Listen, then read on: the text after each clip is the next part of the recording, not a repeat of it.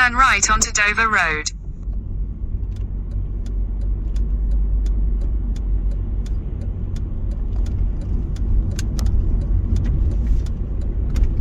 Continue for 1.5 miles.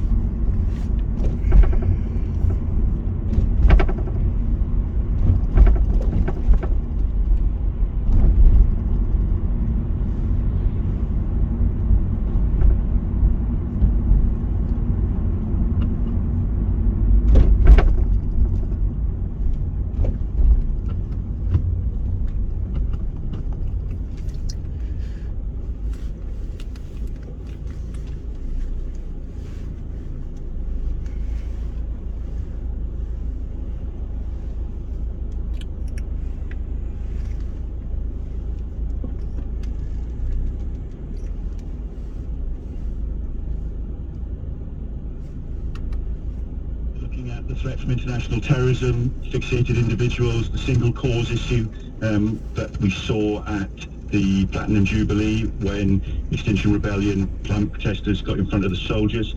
So all these facets will be going on, and then you've got to consider crime as well. You know, the simple pickpocket that will be looking to get into that line of mourners and steal people's properties.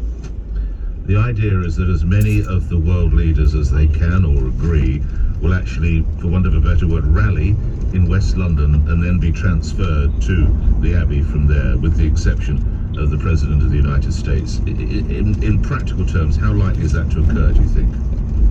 I think it becomes a logistics issue, with security being one of the overriding concerns. So potentially President Biden would sit outside that, and anybody with a Pacific risk will leader-wise. But the majority of people will be brought in pods, in coaches, just to make it logistically better for the police. Otherwise, you're going to have a whole morning of arrivals, with some dignitaries possibly being told, you know, you've got to be in for 8 o'clock for an 11 o'clock service. So it's going to be easier to put them in one place and then bring them into central London under control. Last couple of items or stories that I'd like you to comment on. One of which it was originally thought that they would try to transfer the late Queen's body via train from Edinburgh down to London. That has been abandoned, it is reported, because concerns over policing of the railway lines and also the possibility of demonstrations on the railway lines. Do you think it could have worked? I think it could have worked, but again, the resources that would be needed to do that and the actual threat and risk factor of anything happening to that train is far greater than actually moving it by air. So yes, you know, there's already been noted that over the next couple of days, lots of things have been cancelled, football matches, etc., because there isn't enough police officers to fulfil their requirements in central London. So therefore, put that into a UK perspective as well. It would have seen a lot more impactful events on local communities and things like that. So that is the best way to bring the Queen's body to London. Lastly, some civil rights and liberty campaigners are expressing alarm about how the police have reacted to anti-monarchy protesters. There have been a number of arrests. There's even been one person charged, which we won't go into details of. But back to the arrests. For shouting, "You're not my king," or holding up a banner, should you really get nicked? I think it's a difficult call at the moment for the police, because you're looking at a very dynamic public order situation. Certainly where individuals or small groups of individuals are going into a very respectful, mournful crowd and then shouting these things at that particular time, you'll see members of the public get involved, and that will then create a dynamic police situation which the police will have to get involved in. So it's a very difficult situation to monitor, and I think that would be the overriding concern, that they don't want the situation to get any worse. Grateful for your time. Thank you for that, Simon Morgan. You're a former Royal Protection Officer. You worked with the Queen, Prince Harry and others. Thank you for that. And you're now Director of Operations and Training at Trojan Consultancy, a private security business. We'll look at that in more detail. Look, I am not in any way, shape or form supporting the idea. If you want to have anti-monarchy views, that's totally your right. And indeed, if you recall yesterday. We did, towards the end of yesterday's programme, just talk about the idea that possibly the Commonwealth would seek to move on, and that In a quarter of a mile, keep right to continue towards Tons Lane A355. abuse at the Duke of York. You shouldn't do it, but should you get nicked for it? This is what happened in Edinburgh.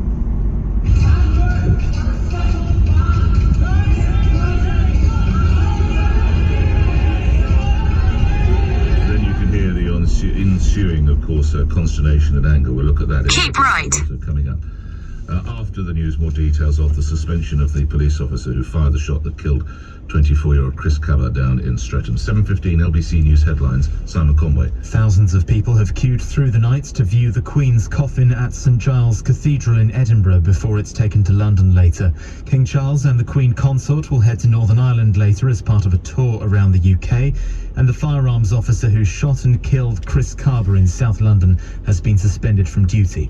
LBC weather: most areas fine and dry with sunny spells, a high of 21 degrees. LBC Travel, I'm Joanne Ware. Because of the rehearsal for the Queen's funeral, roads in Westminster remain closed, including Whitehall. Also closed is Bridge Street and Parliament Square and Millbank. Victoria Embankment and Westminster Bridge, though, have reopened. All roads around Buckingham Palace remain closed while people pay their respects, including the Mall, Orskard's Road and Constitution Hill. Now, elsewhere in Stockwell, only one lane's open on the Stockwell Road in both directions at the Clapham Road junction, and that's because of an ongoing police investigation. Very busy on the M11 southbound, heading down towards the North Circular Road, and very busy northbound to the Blackwall Tunnel. This is In a quarter of a mile, at the roundabout, take the first exit onto the M4 slip road to London Heathrow Airport. Always say yes. In the past year, we've been called out to fix over 1.8 million boilers, and repair bills can be hefty, but with British Gas boiler cover from just £2.50 a month, you can count on us if things go wrong. Get a little peace of mind from costly repairs from just £2.50 a month. Search British Gas boiler cover. British Gas, here to solve. Terms and exclusions apply. Availability 98% of UK mainland. Call Nick Ferrari now. 0345 6060 973 LBC. Thinking of a new phone? At Vodafone. In a quarter of a mile, merge onto M4. Buyback guarantee. We'll guarantee how much we'll buy your phone back from you next year. And with Vodafone Evo, you can spread the cost of your phone over 3 to 36 months, interest-free. All on the UK's reliable award-winning network. Switch to Vodafone. Selected devices only. Trading in good condition in September-October 2023 via our trading tool. Airtime and device eligibility checks and terms apply. Visit vodafone.co.uk/buyback. Credit by Vodafone. They say good things come in threes. The Three Musketeers, the Three Tenors, the three-piece suit. But at the Volvo New Car Sale event, good things come in fours. 1. You can get a brand new Volvo mild hybrid SUV. 2. With 0% APR. 3. Quick delivery this year. 4. Your first 3 services for just £399. See? Good things do come in fours. Just look at ABBA. Book online or stop by your local Volvo retailer from the 12th to the 26th of September. Participating retailers, 50% deposit. Volvo Car Financial Services UK Limited. Service offer on new cars. Terms apply while stocks last. During the Air France Rendezvous, take advantage of great offers.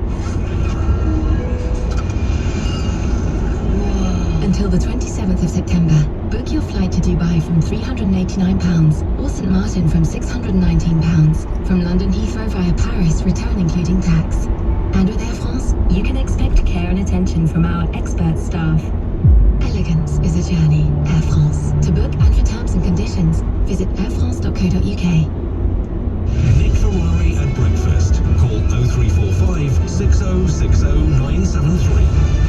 19 minutes after 7, we'll talk more about this desire for so many people to pay their respects, to actually see the Queen's body in that coffin. Quickly tell you the front page of the newspapers, and it's another day when a particular image, much as it did with the two princes on Saturday for Sunday's papers. So yesterday, the image of a king in mourning, standing silently, head bowed by the coffin of his late mother, the Queen, surrounded by all the pomp and pageantry that the United Kingdom does so well, is obviously going to be the front pages. I speak, of course, of King Charles with his siblings, Princess Anne, Duke of York, and of course Prince Andrew. That scene in the cathedral in Edinburgh, such solemnity, as I said earlier. We will watch over you, says the Daily Mirror. Lost in grief for darling Mama is the Daily Express. The Sun, the King's Vigil. The Times, the Queen's Guard, which is quite an interesting take on it. The Guardian splits its front page. They have that picture, but their main story is one we're going to be looking at later. Prime Minister under pressure to reveal details of energy crisis plan. That's this Financial Times splits its front page as well. They have that picture. Family grief is their headline, but they're talking about Kwasi Kwarteng ordering the Treasury to adopt a new focus entirely on growth. We're looking at that in more detail later in the show. For the Eye, it's Vigil for a Mother. For the Daily Mail, King leads a nation in mourning, and the Daily Telegraph is simply Guard of Honour. Let's come back to some of the types of things we were hearing from our reporters up in Scotland. People have been queuing, possibly waiting 12 hours. In London, where of course Queen Elizabeth body has not arrived yet, but arrives later today and then is moved to Westminster Hall tomorrow. And I'll give you a rundown of what you can expect later in the show, what you can expect today later in the show. But people might be at the end of a 5-mile queue. Why do they do that? Linda Magistros is founder and CEO of the Good Grief Trust and organiser of Grief Awareness Week. Why is it then that people feel they need to do this for a woman who in most instances they've never met and were unlikely to ever meet, do you imagine? Good morning. Good morning, Nick. Well, as we can see, there's been this huge outpouring of grief and sadness and a real surprise about the reaction that we're feeling, actually, to the death of the Queen. And I think a lot of it has to do with the impact of grief. I mean, it affects us all completely individually. Grief is utterly unique, and we won't know how it affects us until we've had that significant bereavement ourselves. But because of the national outpouring of grief and this collective feeling, we're all being swept away, really, by this incredibly profound moment in our life. And I think if we haven't really confronted our own grief, perhaps we've had a previous loss, perhaps we've lost a grandmother or a mother, particularly post-COVID, we know so many people have been impacted by bereavement that maybe they haven't experienced before. All those feelings and the triggers can be absolutely at the forefront of those emotions. So I think we're being impacted so much more deeply than we probably ever would. Or for many people, Linda, is it the fact that, and people have said this to me on my show, that it is as if they are remembering when they lost their grandmother or their mum or whatever it might be? Exactly. We're getting so many comments like that about, not only just a mum, but a parent.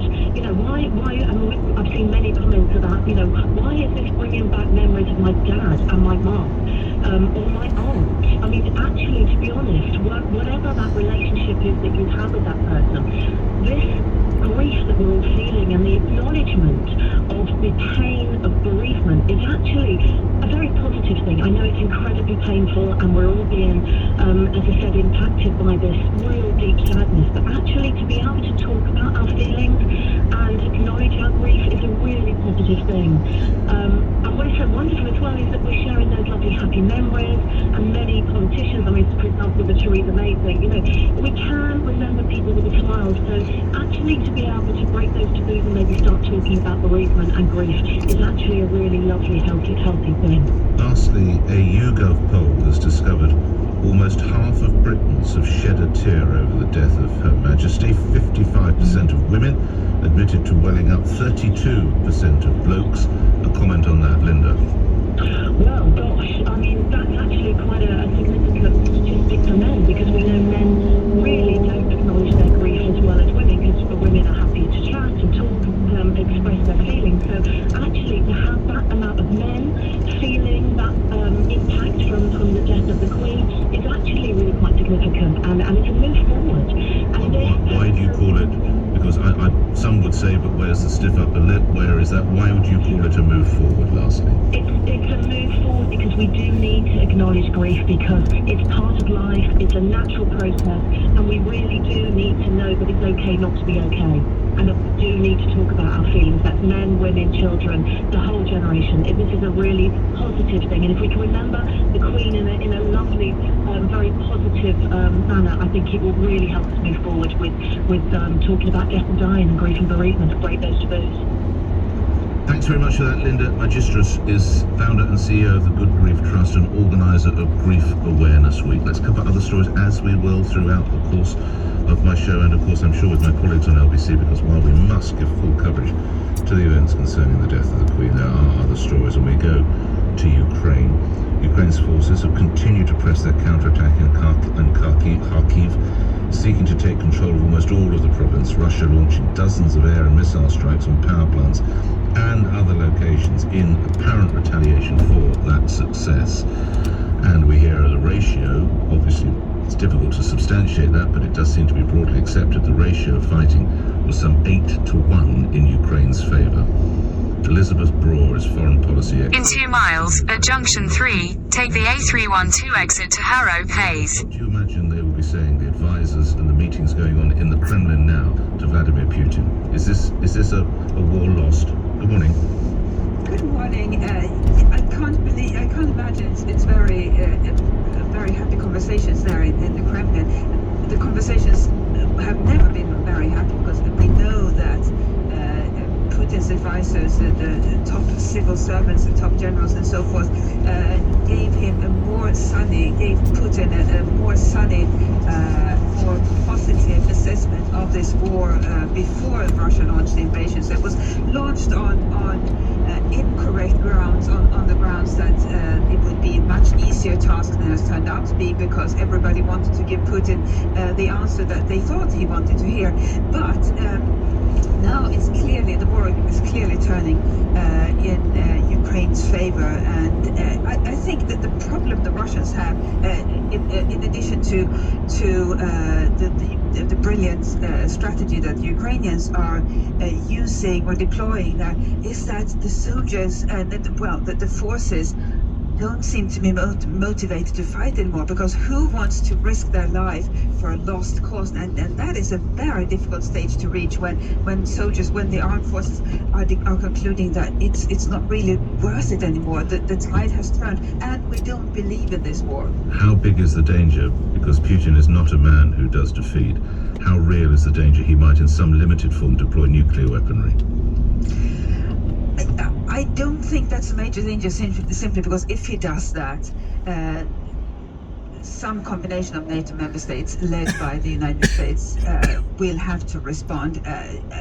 The use of nuclear weapons is not something that the world can accept, and we should remember that the official nuclear weapons states have an obligation to protect other countries, all the countries around the world that have voluntarily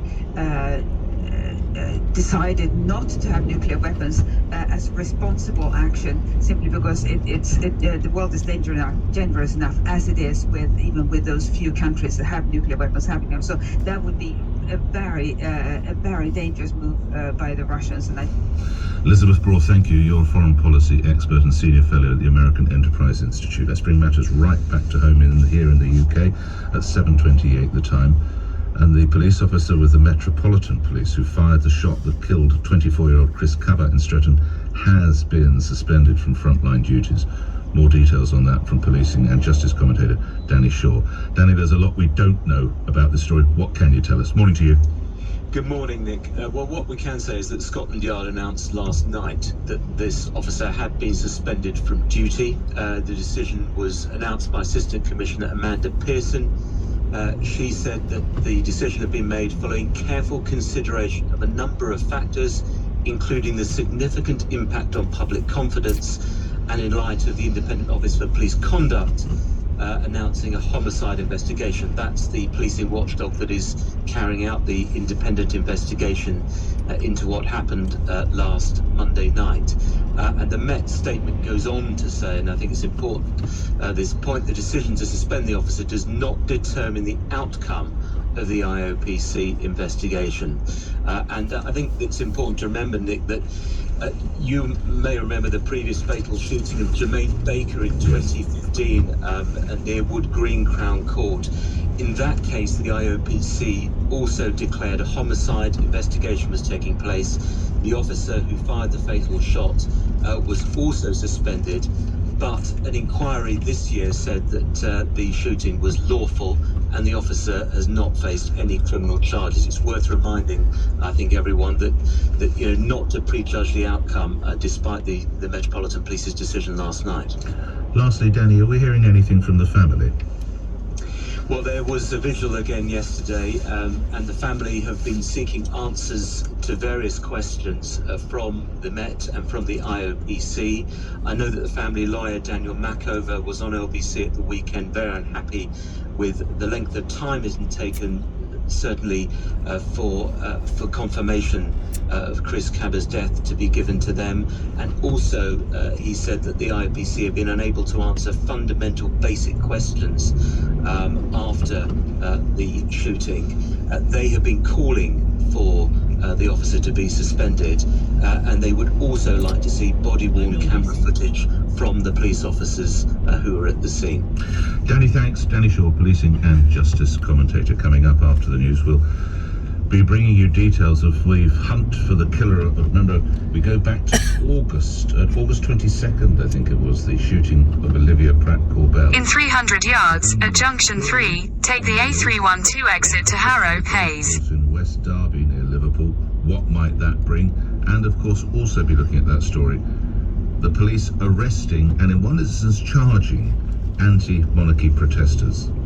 Is that right? Obviously, it's not correct. I'm not supporting hurling abuse at the Prince Andrew, but... Exit at junction 3. 31, breakfast with me, Nick Ferrari here on LBC. The news is with Simon Conway. Crowds are continuing to queue to see the Queen's coffin in Edinburgh. Through the night, tens of thousands... In a quarter of a mile, at Cranford Parkway interchange, take the 4th exit onto the Parkway A312. London later, and will lie in state at Westminster Hall from tomorrow. The King and the Queen Consort will travel to Belfast later as part of a nationwide tour. London's Mayor Sadiq Khan has welcomed the decision to suspend a Metropolitan Police firearms officer who shot and killed an unarmed black man. Chris Cabba, who was 24 and was about to become a father, died after a police pursuit in Streatham Hill last week. Ukraine's president says his country's forces have recaptured more than 2,300 square miles of territory from Russia since the start of the month. A major counter-offensive has seen parts of eastern and southern Ukraine liberated. LBC weather, most areas fine and dry with sunny spells. Cloudy across the south with spells of rain which could be heavy at times. A high of 21 degrees. LBC. What to tackle first? Raging inflation, lower taxation, Putin's invasion, or Carrie's decoration? If you want clarity about what matters, try The Week magazine. Skillfully edited from over 200 UK and global news sources, enjoy a balanced view on politics, business, arts, even property. If gold wallpaper's not your thing, try The Week with 6 issues free, then auto-renews from $38.99 a quarter. Cancel anytime. Search The Week free. The new iconic Samsung Galaxy Z Flip 4 is now available at Vodafone with an amazing deal. You can save up to £600 with unbeatable trade-in. Just trade in an eligible device using our trade-in tool. And our trade-in price won't be beaten by any other network standard prices. Now available with Vodafone Evo. Go online or in-store. Vodafone. Ends 23rd of September. Trade-in price for eligible device in good working condition versus other mobile networks excluding promos. Terms, checks and saving info at vodafone.co.uk/trade-in. Experience. It comes in handy when planning to go on an all-inclusive cruise. It's knowing that all-inclusive can mean too inclusive. Having to get your wallet out every 10 minutes. Included. Endless queues. Included. Being crammed into a dining room. Included. Well, here's an alternative all-inclusive experience on a Saga boutique cruise. Specialty dining. Included. Gratuities. Included. Your own balcony. Included. Dining en masse. Definitely not included. 2023 season now on sale. Search Saga Boutique Cruises. Saga. Experiences everything. Over 50s only. At Lidl, we know parents would do anything for their little ones, even at big brand prices. But you really don't need to. When Lidl's Loopy Loo Flexi Fit award-winning nappies start from just 79p. Exit the roundabout onto the Parkway. With value like that, it won't be the price keeping you up at night. Now that's big on quality and always Lidl on price. 79p per pack and plus 24-pack of Loopy Loo newborn size 1 nappies. With pension. Continue on the Parkway for 1 mile. Withdraw from your pension online. Our plans give Mary the freedom to contribute whenever her income allows. So I've been self-employed for 4 years now. As a self-employed person, being able to make flexible contributions towards my pensions definitely helps.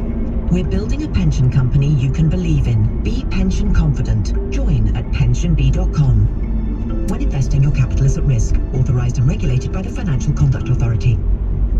Nick Ferrari at breakfast on LBC. LBC. Call 0345 6060 973. 7:35 is the time. We go to Liverpool shortly. They've now moved, the police moving the hunt, possibly for the murder weapon that killed that girl in her own home, to a golf course. We'll look at that and ask it. That goes back to August the 22nd, let's be honest. Somebody in Liverpool knows the person who shot that 9-year-old girl. It is extraordinary, despite the number of arrests, police not making the breakthrough they require. Let's move to the world of finance and business now then. And in the studio with me is Russ Bolt, who's the investment director with AJ Bell. And some figures are broken, I think, this morning. Russ, can you reflect on the concern UK unemployment? Good morning. Yeah, latest morning, Nick. Latest numbers from the Office for National Statistics at 7 o'clock. The unemployment rate has gone down, which is great, 3.6%, lowest since 1974. So we'll celebrate that, don't we? So the jobs market is strong. Right. That's fantastic. The big fear about any recession that we get is what it really means for people is do you lose your job? Right. And so that is not happening right now. So at the moment, that is a good thing. That's nearly 50 years then we go back. Yeah, that's good. And the records only go back to 1971. So I mean, they're about as good as you're going to get, quite frankly. Okay. And the wage growth number on the face of it is good. That's accelerated. Wage growth, including bonuses for those lucky enough to get them, 5.4%. The bad news, of course, is the inflation rate is 10%. So your wages are up 5.4, prices are up by 10. You're worse off in real terms, and that's why the Bank of England, having made a bit of a muck of it, is now trying to get inflation down to make sure that people aren't worse off in real terms.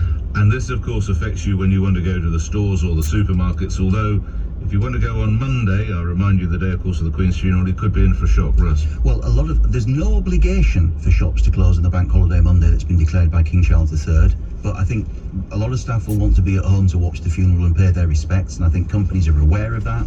So John Lewis, Waitrose, B&Q, WH Smith, Primark, they're closing their stores to give staff the chance to pay their respects. Some convenience shops, petrol stations, Tesco Expresses will be open, but I think most of the big shops are going to be closed on Monday. Which is the supermarkets that's turning down its beeps? It's Morrison's, I'm led to believe. They've done it before. Apparently one Christmas, they turned off the music and turned the beeps off because they just wanted to try and give everybody a calm time and just... In a quarter of a mile of Wagoners Roundabout, take the second exit and stay on the Parkway A312. Well, that apparently has caused a bit of confusion and queues have been building up. Yeah, I must say, I'd be there going, oh, Richie, come on. No, we know what you'd be doing. You'd be doing it straight in the bag and checking out number 7. We know what you're like. Carry on, Russ. So that was Morrison's, yes. They've turned off the beeps in the shops, and apparently the queues have built up a little bit as a result. If we talk queues, you have to think of the problems we've had at Heathrow Airport. How are they faring? Got some new figures out. The traffic numbers look pretty good. 6 million passengers in August. They had 6.3 in July. That's the best since Christmas 2019. So you would like to think for the people... Exit the roundabout onto the Parkway.